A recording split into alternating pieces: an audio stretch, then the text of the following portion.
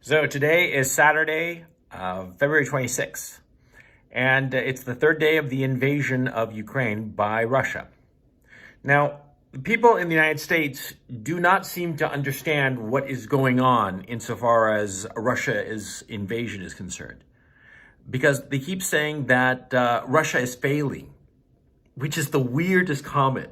Russia is failing because Russia hasn't taken out the infrastructure of Ukraine, hasn't hit the electrical grid, hasn't destroyed the cell phone towers or the water supply or something like that.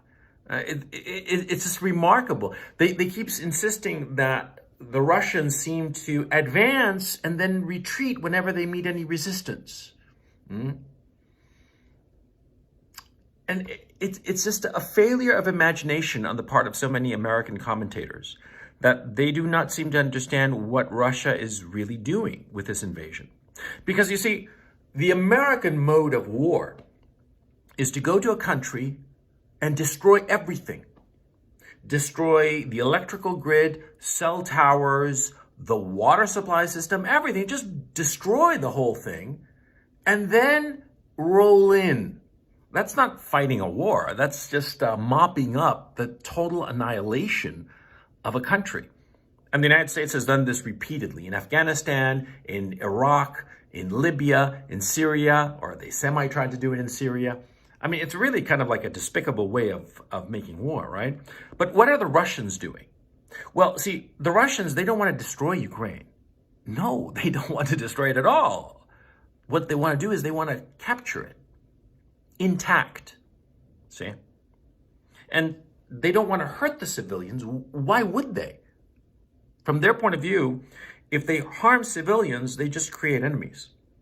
And so they want to capture Ukraine, change the political leadership of Ukraine, and install a political leadership that is sympathetic to Russia's security needs and is going to be a long-term ally. But they don't want to alienate the Ukrainian population.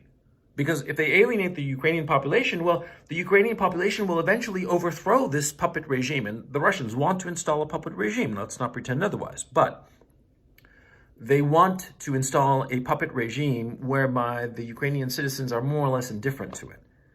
They don't want to install a puppet regime after having made the lives of Ukrainians so miserable. So that's why they don't want to destroy Ukraine or harm the Ukrainian populace.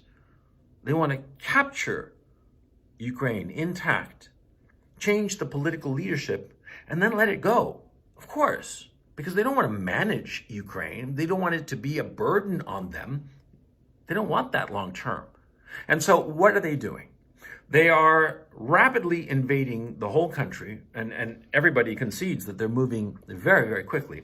But they're not hitting any civilian infrastructure. They're only hitting military targets. And they are relentless in hitting the military targets, but always with a certain degree of caution. And I'll explain why in just a moment. But they're hitting military targets. They are avoiding civilian populations and civilian infrastructure. And when they go to a city or a destination, when they encounter any resistance from the Ukrainian army, any serious resistance, they stop and pull back. Because what are they doing? They are encircling. That's their whole strategy. And it's very simple. And if you look at a map, you'd realize it. What the Russians are doing is that whenever they go to a major city, like Kiev, like Kharkov, and soon enough they're going to be in Dnipro, when they get to those cities, they go up to those cities and they meet some resistance and then they pull back. And they allow their forces to start to surround it. That's the strategy they're employing in Kiev. That's the strategy that they're employing in Kharkov. They are encircling these cities. And once they've completely encircled them, what will they do? They'll wait. That's what they'll do. See, if you surround a city, all you have to do is just wait around. Eventually it'll fall, of course. And so the Russians are systematically surrounding all of the major cities. And whenever they come across a smaller town or village, they just advance and cover it and capture it and move on and continue with their advance. Whenever they meet any kind of serious resistance, they stop, pull back, and then encircle. One of the things that they want to capture intact, and people don't seem to realize this, but it's very obvious if you think about it, they are trying to capture the Ukrainian army. That's not why there hasn't been any major battles with, hundreds or thousands of casualties. It's been light skirmishes. For all intents and purposes, the Russian army is tiptoeing into Ukraine. Insofar as air power is concerned, the Russians in the first 3 hours wiped the Ukrainian skies of everything. The Russians own the Ukrainian skies. Any plane flying is Russian. But insofar as their army is concerned, this isn't World War II. This isn't a World War II where the Russian armies were kissing cousins of the Mongol hordes. You know what I'm saying? No, this is the modern Russian army that has the goal of capturing intact Ukraine and the Ukrainian army.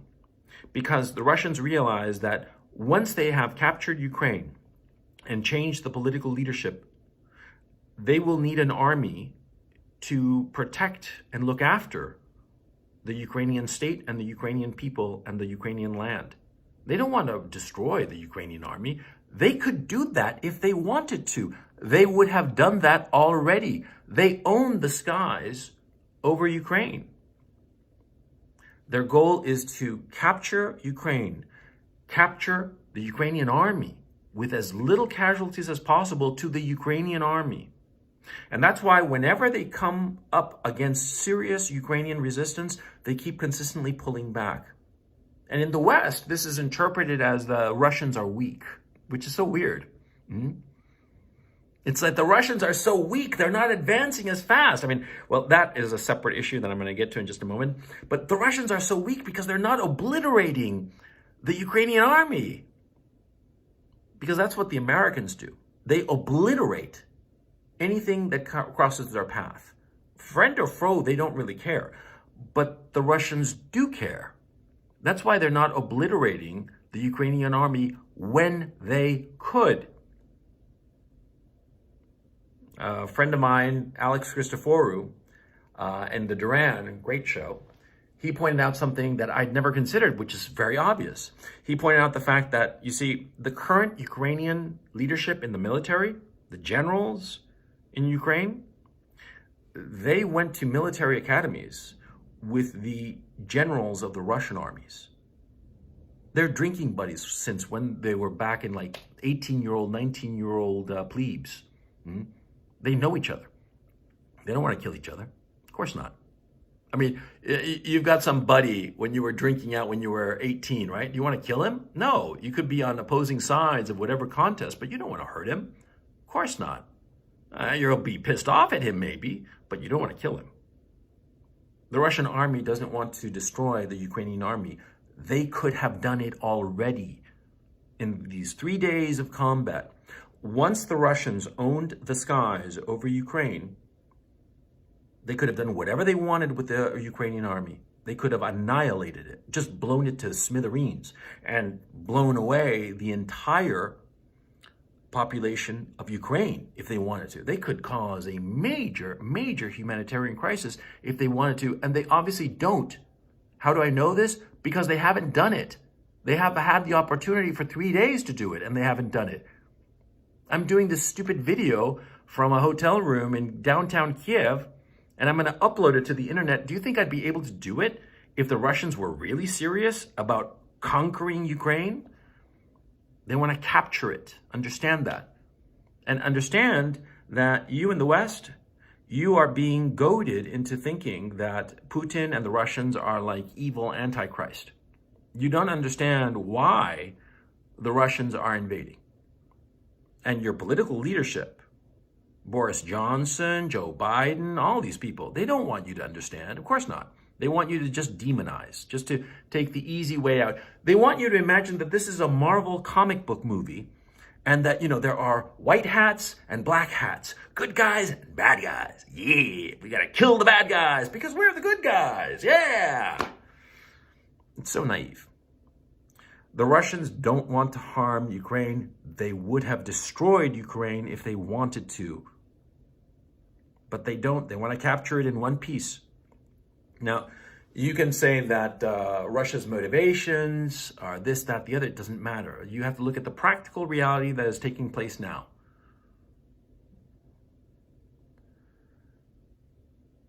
What really bothers me, and perhaps this isn't a wise thing for me to say while I'm still in Ukraine under the Zelensky regime. What really bothers me is that the Zelensky regime has no trouble causing a humanitarian crisis. In fact, they welcome a humanitarian crisis. They would love to see dead Ukrainians. And I know this for a fact. And do you know how I know this for a fact? Because the Zelensky government has been handing out AK-47s willy-nilly to the civilian population. As I understand it, they've already handed out 10,000 AK-47s and munitions to match. Now, you see, if you've never had any kind of military experience, you, with a weapon like that, you can become extremely dangerous to all the people around you and to yourself. It takes training to operate a firearm. You have to know what you're doing. It's not a casual thing, okay? It's not like in the movies. It's very, very dangerous. And you can harm yourself before you harm anybody else. And the harm you can cause to others is, it's incalculable and you can't take it back. Now, the Zelensky regime is handing out these weapons, teaching people how to use Molotov cocktails, how to make Molotov cocktails and use them themselves. They want to foment the people to fight the war against the Russians. And the thing is, see, the Russians have professional soldiers. Now, these professional soldiers, they carry a weapon, they know what to do with the weapon. If they see somebody armed, be it a man in a uniform or just a civilian with an AK-47, well, they're going to shoot him, okay? And so that civilian will be dead, and that will present a great photo op now, won't it? So that Zelensky can wrangle some European country or the Americans or whomever to come in and get involved in this war and potentially escalate the situation to levels that are unimaginable. The Zelensky regime is doing something frankly evil, because it is evil to put civilians, to encourage civilians to do something that incredibly dangerous and irresponsible. The Zelensky regime has also put heavy weaponry in civilian population centers. Now, these heavy weapons, howitzers and whatnot, they're dangerous. And so the Russian army has every right and obligation to destroy such heavy weapons. But of course, when trying to destroy such weapons, it's inevitable that you're not going to quite hit the weapons when you try to aim for them. You're going to hit around the weapons. And therefore, if these weapons are in the middle of apartment complexes, you're going to have Russians shelling apartment complexes, killing innocent civilians.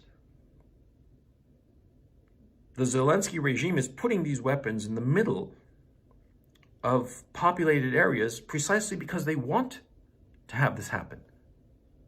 And I'll tell you something else that the Zelensky regime is doing. They are forcibly conscripting men between the ages of 18 and 60. They are not allowing them to leave the country, and if they try to leave the country, they are arrested and forcibly conscripted. That is, forcibly put into the Ukrainian army.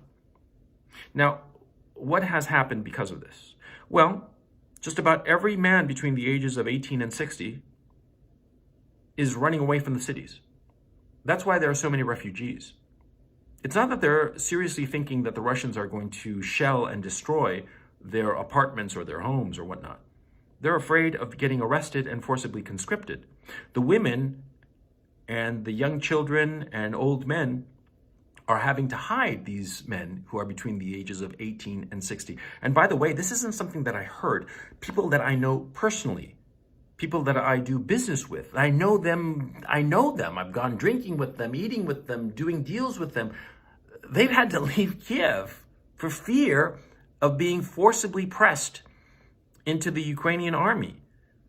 Middle-aged men, farts like me, who are out of shape, we're real good at some business deal, but crappy at carrying a backpack and a weapon, with no experience whatsoever in such activity.